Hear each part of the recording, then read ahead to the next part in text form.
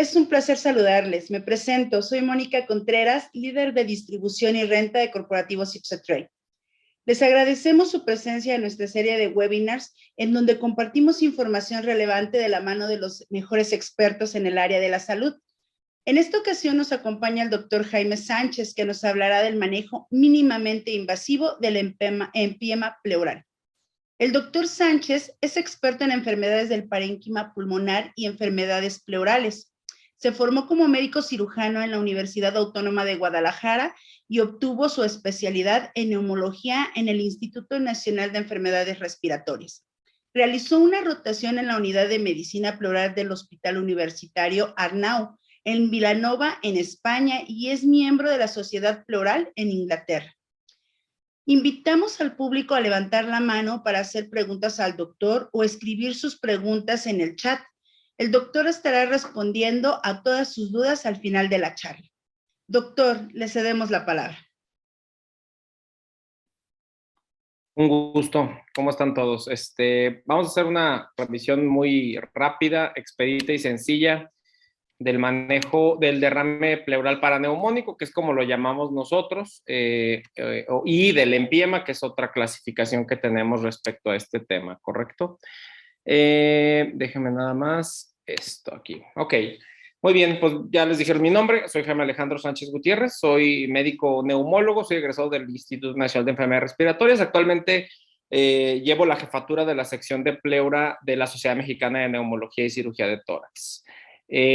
Vamos a empezar a hablar de qué es el derrame pleural paraneumónico, cuál es la definición en los libros.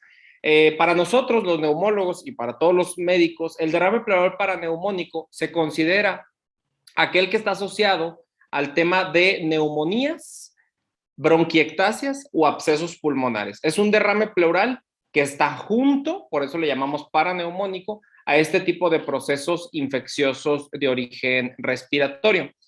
Para nosotros es la causa más frecuente de acumulación de líquido a nivel pleural. Hay varios estudios a nivel mundial que han estudiado diversos tipos de prevalencias del derrame. Algunos sitúan al derrame pleural maligno como la primera causa, algunos otros como segundo, algunos otros como tercero. Así que va a depender de la casuística que tengas. Algunos, como les comentaba, lo consideran hasta la tercera causa de derrame pleural. En México, dado que las infecciones respiratorias son ampliamente presentadas en los consultorios médicos y en los hospitales, es muy común que siempre que veamos un derrame pleural paraneumónico, o en este caso un derrame pleural de recién aparición en un paciente que estaba hospitalizado por una infección respiratoria, lo más común es que este derrame sea considerado como un derrame pleural paraneumónico. En la práctica clínica tenemos tres tipos de estadios del derrame pleural paraneumónico. El primero de ellos lo consideramos como el derrame pleural paraneumónico no complicado. Más adelante les voy a explicar cómo clasificar no complicado y complicado. El segundo como derrame pleural paraneumónico complicado, y el tercero de los estadios, el más grave, el de mayor mortalidad, es el empiema pleural. Este es un estudio llevado a cabo por el doctor José Manuel Porcel Pérez, la doctora Silvia Bielsa, con los que me tuve el gusto de rotar en España, y ellos hicieron una revisión prácticamente de 3 hospitales y algunos otros. ¿Y ellos qué encontraron? Bueno, pues que dentro de las primeras causas de derrame pleural estaban las infecciones. Ellos lo situaron de la siguiente manera: cáncer como la primera falla, falla cardíaca como la segunda causa de derrame pleural, y el tercer tipo es el derrame pleural neumónico o paraneumónico. En cuarto lugar encontramos tuberculosis. Les comento que estos tipos de estadísticas van a cambiar dependiendo del país en el que se encuentren, ya que tenemos diferentes tipos de estadísticas. ¿Por qué nos interesa el derrame pleural paraneumónico? Bueno, nos interesa porque complica los episodios de neumonía. Cuando ustedes tienen un paciente hospitalizado por un cuadro de neumonía o en ambulatorio, muchas veces estos pacientes comienzan a tener una evolución tórpida a pesar de manejo antibiótico, a pesar de terapia, y vemos que comienzan a tener un deterioro en la evolución de la neumonía. Muchas veces este deterioro se debe a la aparición en el transcurso de la historia de la enfermedad de un derrame pleural de origen paraneumónico. Este estudio que ven aquí el título es un estudio, una revisión retrospectiva de prácticamente 5,000 pacientes, en los cuales 19 presentaban derrame por radiografía y 56% presentaban derrame por ultrasonido. Esto nos habla de la sensibilidad del ultrasonido para detectar más derrames que la radiografía, y 30% de este grupo requirió una intervención para drenaje. Había que sacar ese derrame para poder hacer que el episodio infeccioso mejorara, ¿correcto? Entonces, ¿cuándo hay que pensar que un paciente tiene derrame pleural paraneumónico? Uno, que encontramos derrame pleural radiográfico, ultrasonográfico o tomográfico, y que el paciente persiste con fiebre, o que la evolución dentro de un cuadro de neumonía ha sido tórpida, que ya tenemos 7 días de manejo antibiótico y el paciente continúa con síntomas infecciosos. Neumonías que no responden a tratamiento antibiótico, que presentan inestabilidad hemodinámica y comienzan con sepsis. Hay pacientes que de pronto en los primeros 3 días del manejo antibiótico caminan adecuadamente, en el 4.º día vuelve la fiebre, y entonces lo primero que se nos tiene que venir a la mente es la posibilidad de un derrame pleural paraneumónico. Y un dato muy objetivo es la presencia de la proteína C reactiva. La proteína C reactiva es un tipo de proteína que aparece en cuadros de infección, no solamente en cuadros de infección, puede aparecer en cualquier enfermedad inflamatoria del cuerpo, pero en el caso de las neumonías, cuando ya tenemos el diagnóstico radiográfico, tomográfico o ultrasonográfico de una neumonía, debemos de pedir una proteína C reactiva. Si esta proteína C reactiva no presenta una disminución de al menos un 50%, 3 o 4 días después de instaurada la terapia antibiótica, una de las causas que puede generar que no disminuya la proteína C reactiva es la presencia de un derrame pleural paraneumónico. ¿Cómo hay que resolverlo? ¿O por qué, más bien? ¿Por qué hay que resolverlo? Bueno, porque la mortalidad en la presencia de un derrame pleural paraneumónico, la mortalidad puede ser desde el 1.2 hasta el 20.2%. En algunas series, por ejemplo, en las series donde se reporta en PIEMA, esta mortalidad puede llegar casi a un 50%. Entonces, la presencia de un derrame pleural en conjunción con una neumonía que conocemos como derrame pleural paraneumónico no es una buena noticia para el paciente. ¿Cuándo hay que drenar este tipo de derrames? No siempre hay que drenarlos. Hay veces que podemos tener una actitud expectante, que le llamamos nosotros, que esa actitud consiste en esperar a que en la evolución del tratamiento antibiótico el paciente tenga una mejoría en el derrame pleural. Existen varias sociedades, están las sociedades americanas, las sociedades europeas y las sociedades inglesas. Y cada una tiene definiciones diferentes. 3 sociedades de estas nos dicen que si tenemos una tinción de Gram positiva, que es muy difícil de obtener en México de manera rápida, no la obtenemos, un cultivo positivo, que también es muy difícil de obtener en México, y el pH del líquido pleural menos de 720. Si el paciente tiene cualquiera de estas 3 cosas, el derrame tiene que ser drenado. Los primeros 2, o más bien voy a ir, el primero es fácil de obtener, pero en nuestro contexto es difícil de obtener porque nadie nos hace una tinción de Gram en las primeras 6 horas de la infección. Cultivo positivo va a durar más de 6 horas desde la evolución del paciente y no podemos esperar al cultivo para decidir drenar. El pH es el mejor marcador para decidir si hay que drenar o no un derrame pleural paraneumónico. Problema con el pH. Yo diría que el 99.9% de los líquidos pleurales reportados por laboratorios hospitalarios, extrahospitalarios o de cualquier tipo, no son reportes de pH gasométrico, son reportes de pH de tira reactiva. La tira reactiva no es fiable para medir el pH del líquido pleural. Cuando recibimos nuestro reporte de citoquímico del líquido pleural y nos dice pH de 8, lo más probable es que sea falso, no hay que creer en él. Entonces no hay que tomar decisiones con el pH de una tira reactiva de un laboratorio. Si tenemos dudas, hay que ir a preguntar al laboratorio y preguntarle, oye, ¿cómo tomaste el pH? Hay que forzar a los laboratoristas a que tomen el líquido pleural con gasometría, con un equipo de gasometría, con una aguja heparinizada, una jeringa heparinizada, y que nos den el pH como si fuera el de la sangre. Se puede hacer, las máquinas están preparadas para hacerlo, y ese es el pH que hay que tomar en cuenta. 2 sociedades dicen que si el derrame es más de la mitad de un hemitórax o está loculado, hay que drenarlo. Esto es muy debatible, pero es la recomendación de algunas de las sociedades. ¿Qué factores nos ayudan a decidir si tenemos que drenar? Bueno, hay muchos análisis, este es un análisis retrospectivo, donde incluyeron 641 pacientes con derrame pleural, 163 eran empiemas, 230 eran derrames pleurales paraneumónicos complicados y 248 eran derrames paraneumónicos simples. El resultado, el tamaño mayor de medio hemitórax predecía que tenías que drenar ese derrame. El pH mayor o menor en este caso de 7.2, en este corte de este estudio fue 7.15, predecía que tenías que drenar el derrame. Y un PCR o una proteína C reactiva en sangre mayor de 100 también predecía o eran los factores que influenciaban que tenías que drenar ese derrame pleural paraneumónico, consistente con lo que dicen la mayoría de las guías sobre el tema a nivel internacional. ¿Cómo hay que estratificar el riesgo? Ya que tengo yo el derrame, ya que sé que es un derrame pleural paraneumónico, lo primero que debo de saber es, ¿derrame pleural es paraneumónico, simple? ¿Es derrame pleural paraneumónico complicado? ¿O es derrame pleural tipo empiema? La diferenciación es muy sencilla y tiene que ver con el pH. Si el pH es mayor de 7.2, se considera un derrame pleural paraneumónico simple, en el contexto de una toma gasométrica. Si el derrame pleural paraneumónico tiene un pH por debajo de 7.2, se considera complicado. Si el derrame a vista del clínico es pus, lo consideramos empiema. Si tiene una tinción de Gram positiva, se considera un empiema.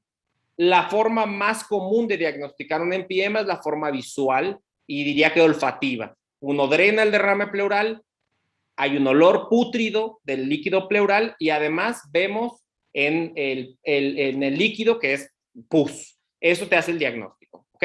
Entonces, ¿cómo estratificamos el riesgo? ¿Cómo sabemos cómo le va a ir a nuestro paciente? Existe un score, que es un score que es debe de ser ampliamente difundido, tiene muchos años, que es el score, el Rapid Score. El Rapid Score lo que hace es estratificar dependiendo de ciertos datos del paciente. Lo primero es lo renal, en este caso la urea, la edad, si es purulento o no purulento, por eso les digo de lo visual, si saben o no el sitio de infección del paciente, o sea, si es adquirido en la comunidad, si es hospitalaria, y los temas nutricionales del paciente, en este caso la albúmina. Y este Rapid Score estratifica al paciente en 3 niveles de riesgo: nivel bajo, nivel medio y nivel alto, dependiendo de la numeralia que ven aquí abajo.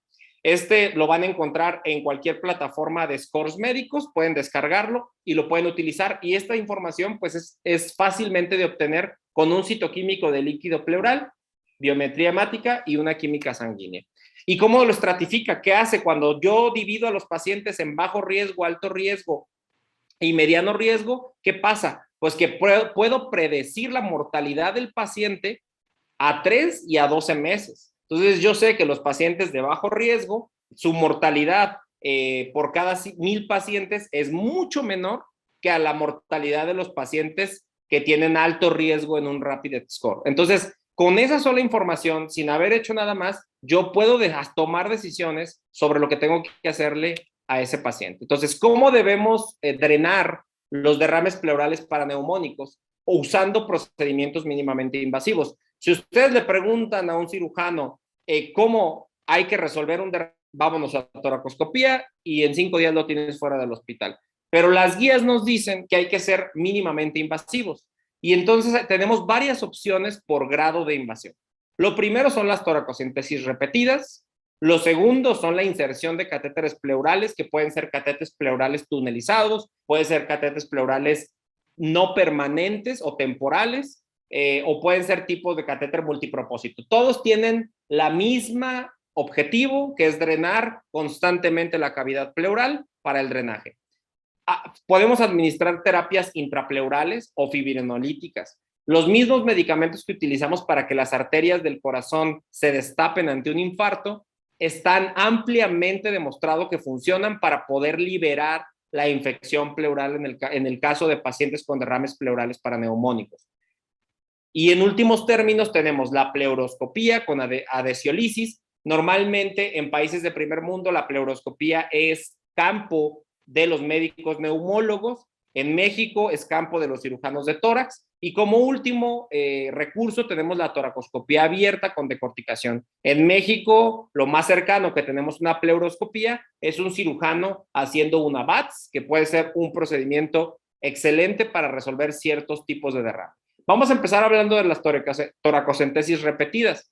Es una maniobra terapéutica que está probada en el derrame pleural paraneumónico y el empiema. Múltiples estudios demuestran su efectividad y el 76% de los casos resuelven repitiendo las toracocentesis. La mayoría de los estudios nos dicen que hacemos una media de 3 procedimientos cuando hacemos este tipo de invasión. ¿Para quién dejaría este tipo de procedimientos? Pues para una unidad, un centro, un hospital donde no tenemos catéteres temporales, donde posiblemente no podemos dejar una sonda endopleural porque no hay quien ponga una sonda endopleural. Posiblemente en estos escenarios hacer toracocentesis repetidas podría ser una opción. Quizá hasta en un paciente ambulatorio donde drenamos una primera vez, 3, 4 días después lo vemos en consulta y vuelve a formar, pero en lo clínico y en lo bioquímico el paciente va bien y quizá podemos volver a drenar. Pero es muy discutible este tipo de invasión, ya que incluye a un grupo de pacientes que no están realmente con un cuadro infeccioso no controlado y posiblemente sin drenar podrían evolucionar de manera adecuada. La siguiente maniobra, y es la más común, es la colocación de un tubo endopleural. Es la modalidad más utilizada. Siempre, desde hace años, esa ya no es una duda. Antes era una duda y el tamaño importa. Hace muchos años, hace 6, 7 años cuando yo estaba en la residencia, todavía se discutía y se decía que había que poner sondas de gran calibre, que había que poner sondas de 26, 28, 32 French en la cavidad pleural, que porque eso mejoraba el pronóstico del paciente con infección pleural. Hoy sabemos que eso es mentira, ya se ha probado constantemente en diversos estudios. Este es un estudio del doctor Najik Rahman, donde evalúan justamente el tamaño menor de 15 French y mayor de 15 French, no solo para evolución de la enfermedad, sino para dolor. ¿Y qué demuestran? Pues que las sondas menores de 15 French tienen éxito en el drenaje, y no solo éxito en el drenaje, sino que también menor dolor del paciente. Entonces, hoy en día, las sondas menor de 14 French, diría yo mayor de 12, menor de 15, son el estándar de colocación de sondas pleurales en un paciente con infección pleural.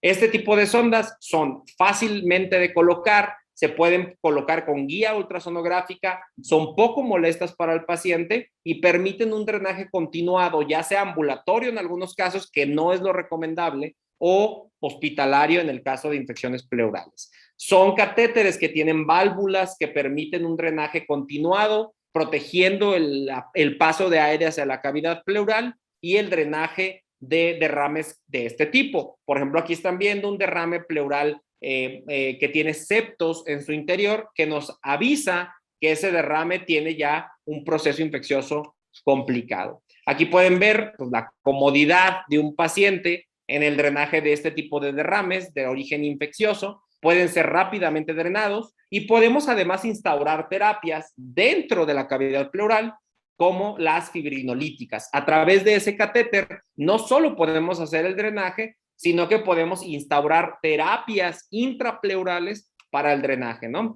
¿Qué situaciones requieren que pongamos sondas de mayor calibre, en este caso mayores a 20 French? Uno, donde hay sospecha de fuga aérea importante. Hay pacientes que cuando llegan ya al consultorio o cuando llegan ya al hospital, vemos que traen una radiografía con un hidroneumotórax importante o a veces con neumotórax a tensión. En ese caso sí es recomendable poner una sonda mayor de 20 French porque es posible que ese parénquima pulmonar ya se haya roto y esté fugando aire. Ahí sí yo diría, háblenle a su cirujano de tórax de confianza porque posiblemente ese paciente ya no es para manejo mínimamente invasivo. 2, neumotórax iatrogénicos por barotrauma o ventilación mecánica, que es la misma causa, un paciente que acaba de hacer una fístula porque con la presión del ventilador se rompió el tejido pulmonar. Eso pasó mucho en COVID, por ejemplo, pacientes que en la evolución del COVID hacían neumonías bacterianas, el parénquima pulmonar se destruía y terminaban haciendo fístulas de alto gasto que requerían introducción de sondas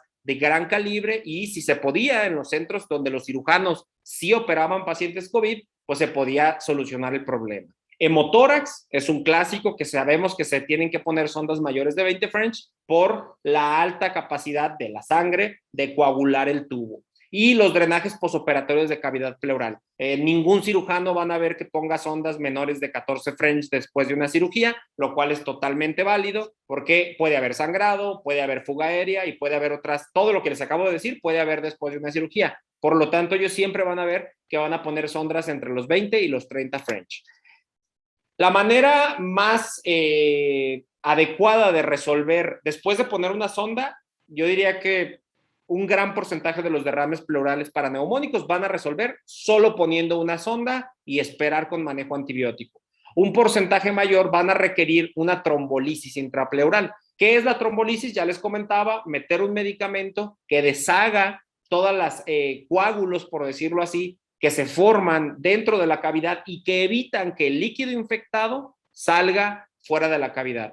El primer estudio donde se empezó a revisar la capacidad de los trombolíticos de funcionar en la cavidad pleural se publicó en 1940. La teoría era que la destrucción de los septos de fibrina facilitaba el drenaje de la cavidad pleural. Se utilizaron diversas sustancias y se hizo hipótesis de que los trombolíticos asociados a la DNasa reducían la viscosidad y conducían al líquido a un drenaje más efectivo.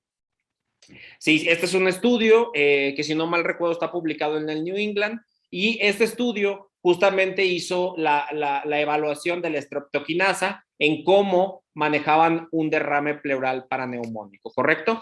La pregunta es, ¿y funcionan?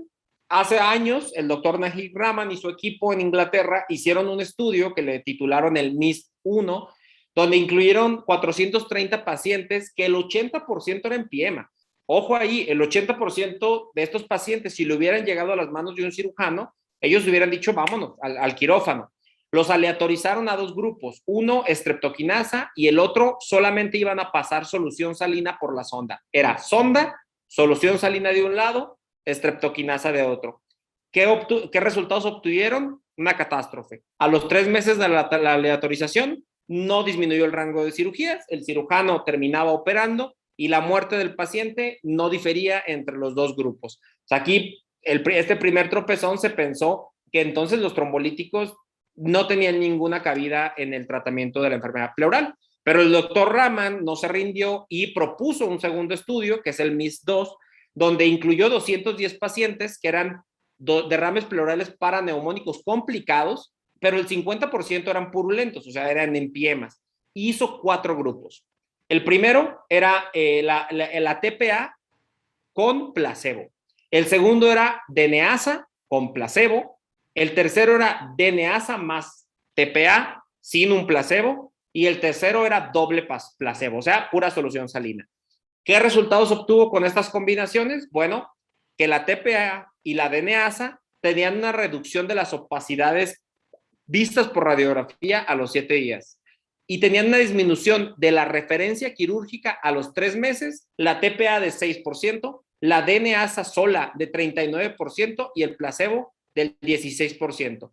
No existían diferencias en mortalidad en todos los grupos, pero sí se demostró que la combinación de TPA y DNasa disminuía la referencia quirúrgica a los 3 meses del paciente, pero de todas maneras quedaba la duda, ¿qué era mejor? ¿Una VATS temprana, un cuidado estándar que era solo poner sonda, o un DNasa más la TPA en el caso de derrame pleural paraneumónico? Y ese es el estudio que actualmente está llevando el doctor Najib, que es el MIST-3, que está reclutando pacientes. Tienen un grupo de reclutamiento de 25 por cada grupo y hasta el momento no tenemos ningún resultado previo, pero este estudio probablemente va a ser un paraguas en el manejo del derrame pleural.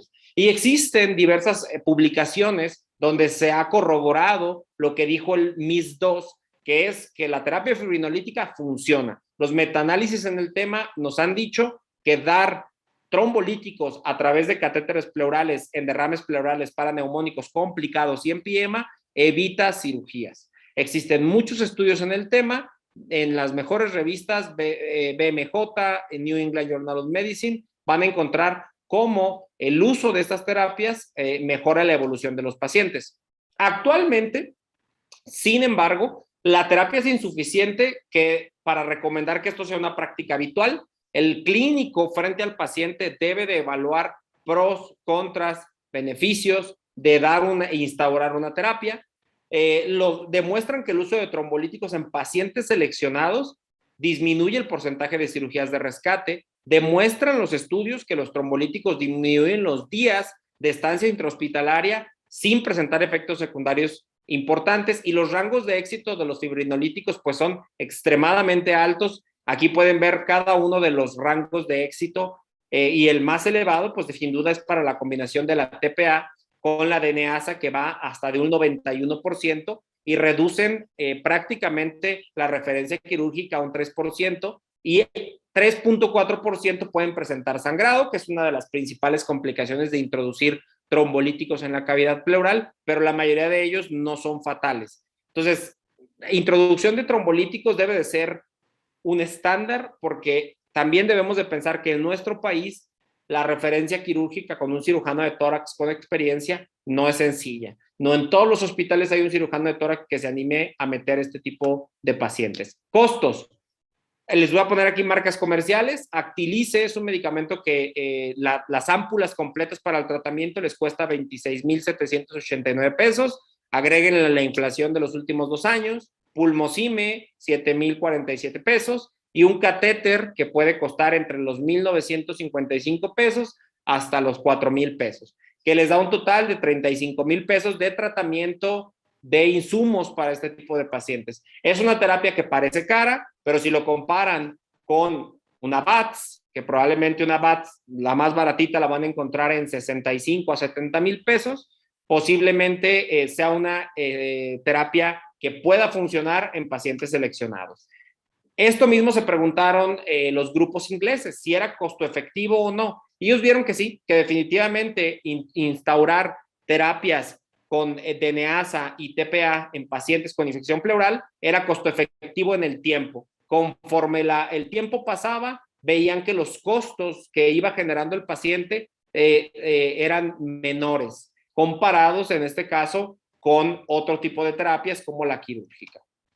Aquí pueden ver casos donde instauramos terapia con TPA, en este caso el Actilice, junto con DNAsa, y pueden ver la evolución radiográfica, cómo evoluciona en el transcurso de los días. Esta evolución prácticamente fue después de 7 días de instauración de la terapia, y pues pueden ver que la radiografía mejora, pero lo más importante es que el paciente mejore, que en este caso lo hizo y se pudo ir de alta sin ninguna complicación y sin requerir una intervención quirúrgica.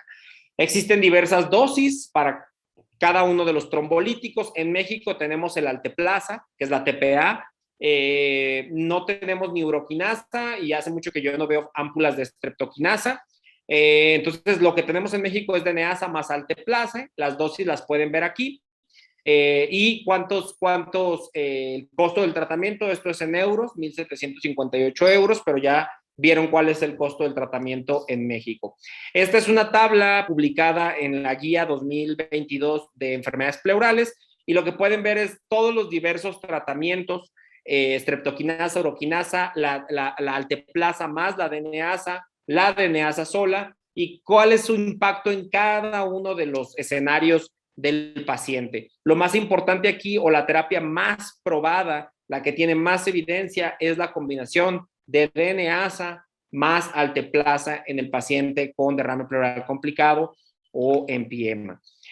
Otra de las estrategias que tenemos son los lavados de solución salina. Este es un artículo que ha sido ampliamente citado. Es un estudio que tiene muy pocos pacientes, hay que decirlo, pero es un estudio que nos demostró que una intervención sencilla, simple y barata puede hacer un cambio radical en la evolución de un paciente. Aquí el doctor Maskell con su equipo lo que hicieron fue instaurar una terapia con solución salina, 250 mililitros de solución salina, 3 veces al día a través del catéter pleural, y rabdomizaron 35 pacientes, 45 eran empiemas, y la referencia fue 11% a la referencia quirúrgica, me refiero, fue del 11% para el grupo con solución salina y 47% para el placebo, que no se le estaba dando este lavado pleural. Los lavados de solución salina no son algo nuevo. Nuestros maestros, al menos en el Instituto de Enfermedades Respiratorias, nos los presumían desde hace muchos años. Aquí lo que hizo Maskell y su equipo fue demostrar que efectivamente los lavados con solución salina funcionan y que son una terapia muy importante para el paciente. Actualmente no hay estudios, raramente, que prueben combinación de lavados de solución salina con la combinación TPA-DNASA. Mi experiencia personal es para mí un estándar en el paciente con derrame pleural paraneumónico, que hago las dos cosas, y realmente mi referencia quirúrgica en los últimos 6 años es mínima para este tipo de cuadros. Definitivamente hay pacientes que fallan y que tienen que ir a cirugía. Normalmente son pacientes con muchas complicaciones, pero es una terapia que funciona. Esperemos ver más adelante estudios en el tema. Existen otras terapias, por ejemplo, aquí el doctor Porcel lo hizo con uroquinasa y los lavados de solución salina. Es un estudio retrospectivo con 62 pacientes. ¿Y qué pasó con él? Bueno, uno ocupó menos trombolítico. Si incluía la solución salina, ocupaba menos dosis de trombolítico. Hubo diferencias en la duración del catéter, 2 días versus 5 días, y menos días en el hospital, una diferencia hasta de 2 días, que fue estadísticamente significativa. Entonces, aquí tenemos un poco de luz al final del túnel de que la combinación de trombolíticos con solución salina pudiera cambiar la evolución de este grupo de pacientes, ¿no? ¿Por qué funcionan los lavados con solución salina? Bueno, porque la presión dentro del catéter, pues también produce una ruptura de los septos intrapleurales y produce que haya mejor drenaje de la cavidad pleural. Entonces, definitivamente, cuando hagamos lavados con solución salina, como lo ven en este caso, donde el paciente está en su cama y estamos haciendo el lavado con solución salina, es sencillo, lo puede hacer enfermero, lo puede hacer médico general, lo puede hacer especialista, sin ninguna complicación. Ahora vamos a hablar del último tema, que es cirugía en infección pleural. Indudablemente algunos pacientes la requieren, definitivamente. Hay un grupo de pacientes que desde que pisan el hospital y pisan el consultorio, uno ya sabe que van para cirugía pleural. Es difícil reconocerlos. En el expertise neumológico y en el expertise quirúrgico de los que se dedican a este tipo, es posible que muchos tengamos nuestros criterios, ¿no? Un paciente con comorbilidades importantes, un paciente que ya está disneico, un paciente que el cuadro infeccioso ya es muy elevado, posiblemente para el clínico, o sea, el neumólogo, eso sea para cirugía. Pero si eso mismo le presentas a un cirujano, él te va a decir, oye, inténtale poner una sonda y me dices cómo avanza. Entonces, hay como una no correlación en ese sentido, porque pues, los cirujanos de pronto quieren casos que sepan que van a sobrevivir.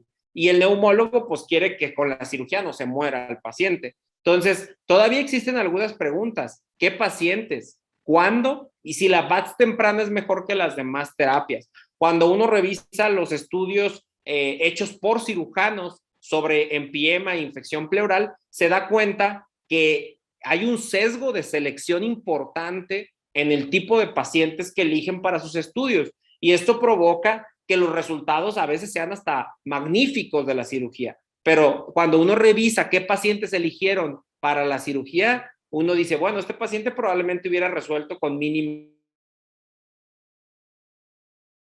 3, que es el estudio que está haciendo el doctor Najib Rahman, probablemente responde esa pregunta. Y tenemos que el más del 70% recuperan con tratamiento médico, por lo cual la cirugía en infección pleural todavía es una gran duda diagnóstica. Existen revisiones en el tema, esta es una revisión de Cochrane, donde se incluyen 8 estudios que son controlados y aleatorizados, solo 2 son en adultos, fueron 391 participantes y lo que demostraron es que no hay diferencias en mortalidad en esos dos grupos. La evidencia es moderada, definitivamente cuando contamos este tipo de estudios pueden no ser muy homogéneas las poblaciones y por lo tanto los datos tienen que ser tomados con cuidado, pero ya nos da un poco de luz sobre que la cirugía no ha podido demostrar de manera fehaciente que sea la mejor intervención temprana. Hoy en día la intervención mínimamente invasiva es el estándar de tratamiento para este tipo de pacientes. Este es un algoritmo muy sencillo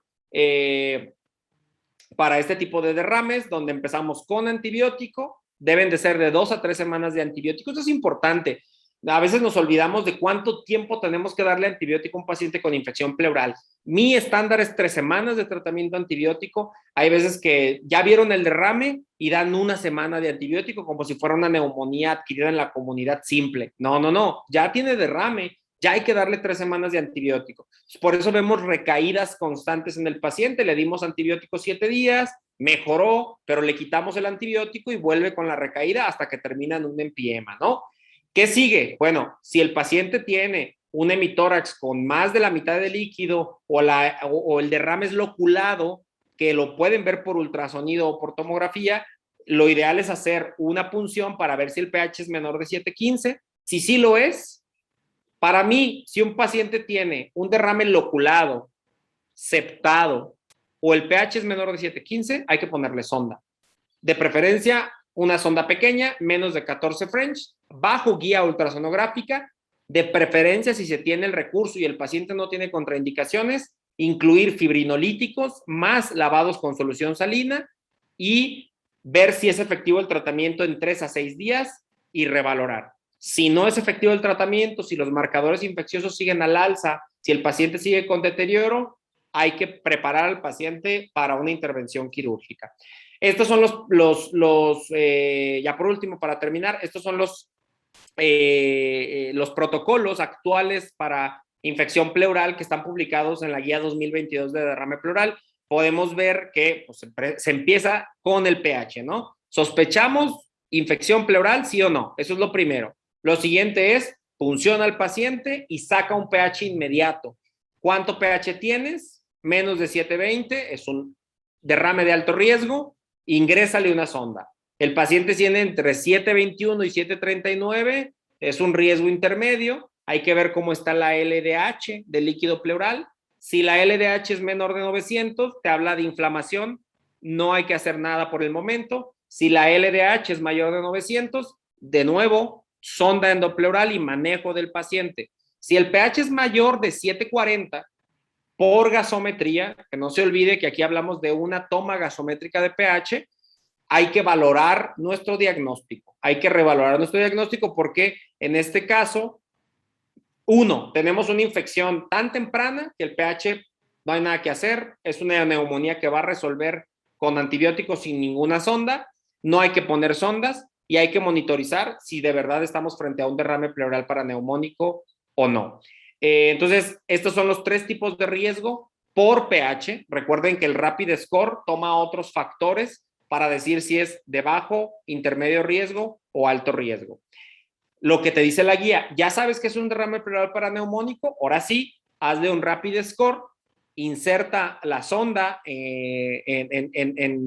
pensando en lo que acabamos de decir sobre el pH. Hay que considerar si es una referencia quirúrgica, si está inestable o si tiene un engrosamiento profundo de toda la cavidad, está multiseptado el líquido y muy probablemente la sonda no va a resolver el problema. Hay que ver cuál es el progreso del paciente. Si el progreso es pobre, si la evolución clínica es pobre y hay un drenaje pleural persistente, las radiografías no mejoran, hay que repetir tomografía y ver si es candidato quirúrgico o no. Si sí lo es, mandárselo al cirujano. Si no lo es, ahí entra la terapia fibrinolítica del paciente junto con las irrigaciones pleurales. Si falla, cirugía. Si el paciente tiene una buena evolución clínica, continuar tratamiento y retirar sonda en el transcurso de 5 a 7 días de evolución del paciente. Si el paciente no es candidato quirúrgico por sus comorbilidades, la infección se está cronificando, los catéteres pleurales tunelizados que se utilizan en oncología pueden ser una herramienta en este caso de pacientes con derrames o infecciones pleurales crónicas. Diría yo que son el 0.01 de los casos, pero es muy común ver que después de diversas invasiones, ya por cirugía, ya por neumología, el paciente sigue con derrame pleural infeccioso por bacterias multidrogoresistentes, muchas otras veces por tuberculosis en nuestro país, otras veces por cáncer, infecciones asociadas a un cáncer pulmonar que se infecta la cavidad y el pulmón es muy friable como para operarlo. Los catéteres pleurales tunelizados son la herramienta a utilizar en este tipo de casos, que son los casos más complicados, ¿correcto?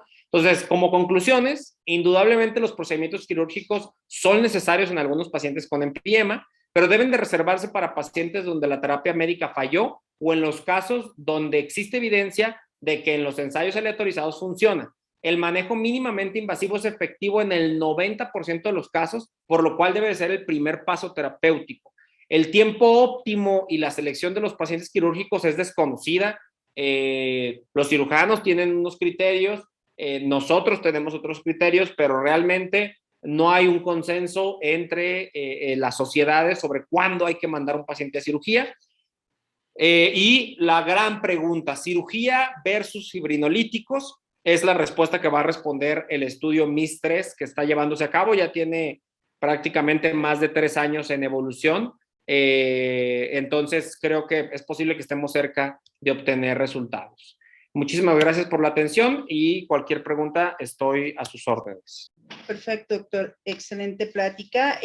Tenemos aquí una mano levantada. Vamos a abrir el micrófono para el doctor Luis Marcelo. El catéter Pleurex no se puede utilizar en infecciones crónicas bajo recomendación médica. Off-label, como dicen, fuera de uso aprobado por la FDA, se ha llegado a utilizar en algunos derrames no densos, o sea, no que esté con fibrotórax el paciente. En algunos casos muy seleccionados, pero cuando es por tuberculosis o algo así, no recomendarizable. Sí. De hecho, en la nueva guía, justamente es lo que me interesaba a mí de la nueva guía. En la nueva guía, estos algoritmos que están viendo que les presenté, justamente son algoritmos de la nueva guía de 2022 de derrame pleural, que es una guía inglesa. Al menos en la guía inglesa, ellos sí lo ponen, considerar como último paso el uso de catéteres pleurales tunelizados. Definitivamente es una indicación muy compleja, es para un grupo de pacientes muy complejo. Recordemos que la medicina pleural o todo lo que hacemos en pleura, todavía todos los niveles de evidencia son bajos, son recomendaciones de experto o son por consenso, pero sí, definitivamente el catéter pleural tunelizado no debe de ser nunca de primera instancia para estos casos, pero sí debiera de considerarse en casos seleccionados, como usted dice, o con infecciones crónicas que requieran que el paciente quede con un drenaje constante. Ya se hace, los cirujanos colocan catéteres Blake, por ejemplo, para drenaje constante de ciertos grupos de infecciones. Entonces, no difiere mucho la utilidad, pero estoy de acuerdo con usted de FDA en Estados Unidos, pero al menos las guías inglesas ya lo meten dentro del algoritmo del tratamiento de infección pleural. Y segunda y última es que ese 90% de éxito en terapias de mínima invasión incluyen la cirugía torácica mínimamente invasiva, que es, por ejemplo, VATS. Entonces, ese dato de 90% incluye. En el estudio MIS-2 no se incluyeron pacientes quirúrgicos, se incluyeron pacientes que solo se les puso el placebo y a los pacientes que se le puso la DNasa con la TPA o en este caso la alteplasa. Justamente son los datos que queremos del MIS-3. El MIS-3 justamente eso es lo que está determinando cuál es el éxito de la cirugía. De hecho, la cirugía como tal muy probablemente tiene éxitos mayores del 90% si se hace tempranamente. Realmente quizá lo que se aboga en si hay que hacer cirugía temprana o hay que hacer manejo mínimamente invasivo es en temas de costos, de estancia hospitalaria, de algunos otros conceptos ahí, que justamente es lo que está evaluando MIS-3. Yo creo que esos datos sí, definitivamente yo diría que depende de muchos factores el éxito del tema quirúrgico y también el tema mínimamente invasivo depende de muchísimos factores, de quién coloque la sonda, de cómo coloque la sonda, de si se pusieron bien los trombolíticos, no se pusieron bien los trombolíticos, si se hacen los lavados salinos a tiempo. Entonces, cuando uno va a decidir un manejo mínimamente invasivo, tiene que tener en la mente que ese paciente va a requerir una atención 24/7 hasta que se salga de la hospitalización. Muchas veces si no se tiene esa atención 24/7, lo mejor es que se lo pases al cirujano y que lo resuelva. Son pacientes que desgastan mucho la atención clínica. Pues. Muchas gracias, doctor Argote. Tenemos otra pregunta por acá, doctor Sánchez. Nos pregunta Giovanni Rafael, ¿cuándo se considera la terapia con fibrinolíticos ha fallado? Normalmente, si después de, lo principal es, uno, después de 3 a 5 días, en este caso decía la diapositiva de 3 a 6 días, uno, el drenaje, que el drenaje de líquido pleural haya disminuido, la mejoría radiográfica, o sea, la disminución de las opacidades, y en este mismo artículo, que es un artículo del doctor Porcel, ellos consideran la disminución de más del 50% de la terapia, perdón, de la proteína C reactiva, consideran que la disminución de más del 50% de la proteína C reactiva después de instaurada la terapia fibrinolítica, o sea, 3 a 5 días después, posiblemente sea el mejor marcador para evaluar cuándo fue el éxito de la terapia. Es una evaluación completa porque tenemos que ver el panorama clínico, tenemos que ver el panorama laboratorial del paciente y el radiográfico. Sí es verdad que las radiografías o tomografías después de manejo mínimamente invasivo son feas. No queda el paciente excelente. De hecho, es también una veces de los argumentos del cirujano de, es que mira, vamos a dejar menos fibrosis o menos atrapamiento pulmonar, menos síntomas del paciente. Es un argumento que todavía no lo tenemos bien determinado. Hay estudios que evalúan funciones pulmonares pre- y postquirúrgicas en este grupo de pacientes, pero a lo que iba es que radiográficamente puede ser muy engañoso. A veces la radiografía todavía permanece muy fea, pero clínicamente el paciente va excelente. Hay que considerar que ese paciente está teniendo éxito a la terapia. Para mí, en mi práctica, la proteína C reactiva es un determinante de cuándo voy a decidir que el tratamiento fue exitoso o no. Menos del 50% de la inicial antes de fibrinolítico lo considero un éxito. Muchas gracias, doctor, muy claro. Alejandra Bonilla nos está pidiendo la palabra. Por favor, ¿puedes abrir tu micrófono? Gracias. Sí, muchas gracias. Antes que nada, excelente ponencia, doctor. Me surgió una duda con respecto a este tipo de tratamiento que es mínimamente invasivo. Entendí que se hace el uso de los fibrinolíticos y lo que es la solución salina en el caso de que no se llegara a primera instancia a lo que es la cirugía, pero también ese tipo de tratamiento aplica en la población infantil, por ejemplo, el uso de este tipo de fibrinolíticos, o qué otro tipo de tratamiento se le aplicaría que fuera mínimamente invasivo, que no fuera a primera instancia la cirugía. Muchas gracias. No, definitivamente también para los pediátricos es una terapia que se ha probado. Es un tema porque MIS-1 no incluyó pediátricos, pero hay revisiones y hay reportes de series de casos donde sí se ha utilizado para pediátricos. Lo único que se hace es ajuste en la dosis. En este caso, por kilogramo de peso del paciente se ajusta la DNAsa y se ajusta el Actilice. De hecho, hay ajustes de dosis para pacientes con alto riesgo de sangrado. Hay pacientes que por algunas consideraciones especiales, pacientes que ya están previamente anticoagulados o que ya tienen doble terapia anticoagulante, no utilizamos las dosis estándar, sino que utilizamos dosis reducidas o ultra reducidas de Actilice y en este caso de Actilice, porque es el de mayor riesgo. Y han funcionado también. Entonces, lo normal es que utilizamos de 3 a 5 miligramos cada 12. Se han llegado a utilizar de 0.5 a 1 miligramo cada 12 y también con muy buenos efectos.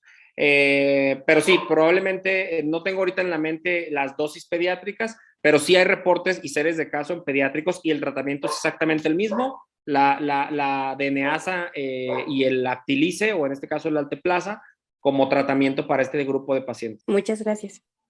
A ti. Muchas gracias, Alejandra. Doctor, tenemos otra pregunta. Nos comentan, ¿existe alguna especificación del uso de la trombólisis en la población pediátrica? Pues creo que es parte de la misma pregunta. Definitivamente no hay estudios aleatorizados, doble ciego, controlados, al menos que yo tenga ahorita en mente un estudio de ese tipo MIS-1, MIS-2, pero sí hay series de casos y reportes donde se ha utilizado en población pediátrica y con buenos resultados también. Entonces, no creo que tendremos que excluir a este grupo de pacientes, solo hay que hacer el ajuste de dosis y vigilar bien las complicaciones. El mayor riesgo que se tiene con la introducción de trombolíticos a la cavidad pleural es el sangrado. Los trombolíticos intrapleurales no se absorben al sistémico, eso tenemos que tenerlo muy en claro.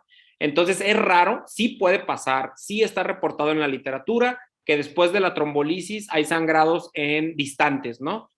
Pero es muy raro que tengamos sangrados distantes. ¿Por qué? Porque la pleura es muy mala para absorber esas moléculas del trombolítico y llevarlos hacia la circulación sistémica. Entonces, no debiera de ser un miedo generalizado, solo tenemos que tener un ajuste de dosis adecuado. Si tenemos un temor de utilizar trombolíticos, la terapia con solución salina definitivamente no está contraindicada en el uso pediátrico. En esto tenemos menos estudios porque ya el estudio que hay en adultos es de pocos pacientes, entonces definitivamente tenemos pocos estudios, pero es un estándar. Muy bien, muchas gracias, doctor. Tenemos una pregunta más. Enrique Hernández nos pregunta si hay alguna experiencia con la toracoclesis continua. Ok, toracolisis, creo yo que se quiere referir al tema de estar pasando líquido. Esa era la experiencia que nuestros maestros nos inculcaban, que era poner un catéter. Muchas veces, a mí nunca lo vi, pero mis maestros me lo llegaron a platicar. Se ponía un catéter en el anterior, en tórax anterior, y se ponía un catéter en tórax posterior y se drenaba de manera continua. Puede ser una opción, estamos invadiendo más. No creo que haya como tal una diferencia en poner el catéter y hacer lavados continuos cada 6, cada 8 horas. Cada 8 horas lo refiere la literatura, pero pudieran hacerse con más frecuencia.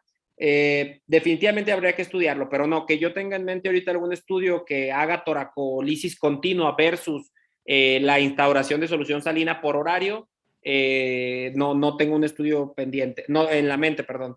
Pero creo yo que hacerlo cada 8 horas o hasta cada 6, si es que no tenemos, si yo estuviera en un lugar con escasos recursos, donde la actilice no está disponible, donde la veneasa no está disponible, definitivamente haría lavados nasales más continuos, quizás no los haría cada 8 horas, los haría más veces al día, y quizás hasta pensaría en estarle lavando continuamente la cavidad. Sí puede ser una opción, pero hay que valorarlo, pues definitivamente es un tema todavía que tiene, y se los pongo como reto, ¿no? El estudio que hicieron del PIP Trial, que es de solución salina, tiene 35 pacientes, y es un estudio que está citado prácticamente en cualquier presentación que vean de derrame pleural, es un estudio que está citado. O sea, tenemos poca evidencia, pero la evidencia es muy contundente. Muchas gracias, doctor. Bueno, pues tenemos muchísimos comentarios, felicitaciones. Comenta que es una excelente ponencia, gracias por compartir sus valiosos conocimientos. Y bueno, ya no tenemos más preguntas por acá. No sé si quiera cerrar con algún otro comentario, doctor. Pues por mi parte, nada más que siempre abordemos bien a estos pacientes. Hay que tener un abordaje muy sistemático porque si no se abordan bien estos pacientes, tristemente terminan en malas prácticas, en multipunciones, en eventos muy malos para el paciente. Y ya de por sí, el derrame pleural paraneumónico tiene muy mala evolución. Y si hacemos las cosas mal, es peor. Entonces, siempre que tengamos un paciente de esto, hay que apoyarnos de alguien que sea experto en el tema, neumólogo, cirujano de tórax, y revisar la literatura al respecto. Nada más, porque son pacientes que aparte de todo, son pacientes que tienen capacidad de salvarse y de regresar a su vida normal y no tienen que morir en el evento. Entonces, hay que ser muy, muy, muy cautelosos a la hora de manejarlos. Todo perfectamente claro, doctor. Pues muchas gracias por esta excelente charla. A nuestro público le agradecemos su asistencia. Recuerden, nos pueden seguir en nuestras redes sociales, también en Spotify para escuchar nuestro podcast Compartiendo Valor. Los esperamos en los próximos eventos y pues creo que hasta aquí llegamos. Excelente noche. Muchísimas gracias, doctor, y pues nos estamos viendo pronto.